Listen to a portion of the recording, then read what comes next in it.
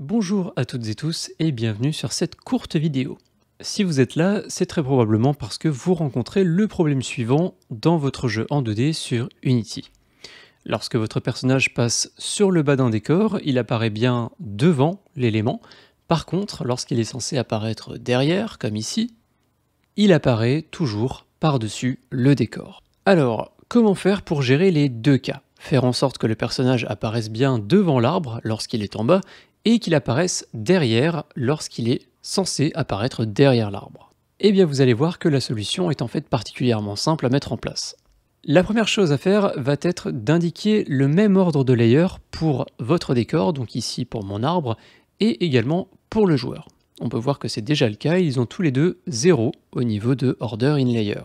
Ensuite, nous allons pouvoir nous rendre dans Edit, Project Settings, on peut se rendre dans le menu Graphics, et le paramétrage qui va nous intéresser, ce sont les deux qu'on a ici pour le Transparency Sort Mode et Sort Axis. Dans l'éventualité où vous utiliseriez un render pipeline particulier, notamment l'URP, vous retrouverez ce paramétrage non pas ici, dans la fenêtre de Project Settings, mais bien directement sur le fichier de votre render pipeline.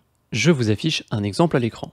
Une fois que vous avez trouvé l'emplacement de cette petite configuration, on va pouvoir effectuer les modifications nécessaires. C'est sur l'axe qu'on va définir ici que va se faire le tri sur la profondeur. Par défaut, dans un projet Unity, on fait toujours le tri sur l'axe Z. L'axe Z, dans un espace 3D, il représente l'axe de profondeur, donc c'est plutôt normal d'avoir cette configuration par défaut. Cependant, dans notre projet, comme ici, on a une caméra de type top-down, c'est-à-dire qu'on voit la scène depuis la hauteur, depuis le ciel, et c'est donc sur l'axe de la hauteur que devrait s'effectuer le tri de profondeur. Et l'axe de la hauteur, dans un espace 3D, c'est l'axe Y. On va donc changer le mode ici en Custom Axis, on va customiser l'axe, et nous, on va mettre Y à 1 et Z à 0. On peut ensuite fermer cette fenêtre, et immédiatement, on va pouvoir aller constater le bon fonctionnement du système. Lorsque mon personnage passe sur le bas de l'arbre, il apparaît bien devant, et lorsque mon personnage passe derrière l'arbre, il apparaît bien derrière.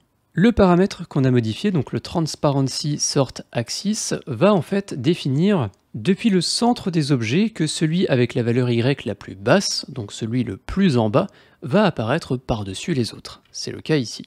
Si je commence à déplacer mon personnage vers le haut, sachant que mon arbre ici n'a pas de collision, donc je peux le traverser, on va s'apercevoir qu'à partir du moment où le joueur passe au-dessus du centre de l'arbre, il va apparaître derrière. C'est comme ça que fonctionne l'axe custom qu'on a mis en place. Tout ce qu'il vous reste à faire, c'est d'ajouter un collider à votre arbre pour faire en sorte que le joueur ne puisse pas le traverser comme je viens de le faire, et le résultat sera parfait. On passera toujours bien devant, ou bien derrière, selon l'emplacement du personnage. Et c'est tout pour cette courte vidéo. J'espère qu'elle vous a plu, mais j'espère surtout qu'elle vous sera utile. Et étant donné que je travaille sur le développement d'un jeu en 2D, en pixel art et en vue top-down, croyez-moi, j'ai fait face à beaucoup de problèmes et beaucoup de petits défis techniques au niveau de la configuration du projet, donc je pense faire pas mal de vidéos comme celle que vous venez de voir. Je suis sûr que ce sera utile à beaucoup d'entre vous. Un grand merci à tous les tipeurs du mois dernier sans qui les vidéos de cette chaîne ne seraient pas possibles. Si vous appréciez mon travail et que vous avez l'envie et la possibilité de me soutenir, vous pouvez le faire sur Tipeee, le lien est en description. Les dons commencent à partir de 1 € et chaque euro fait la différence et permet à cette chaîne de perdurer un petit peu plus. A très bientôt pour d'autres vidéos sur Unity, n'oubliez pas de vous abonner si ce n'est pas déjà le cas, vous apprendrez plein de choses sur cette chaîne pour créer vos propres jeux vidéo. Merci encore et à très bientôt. Salut!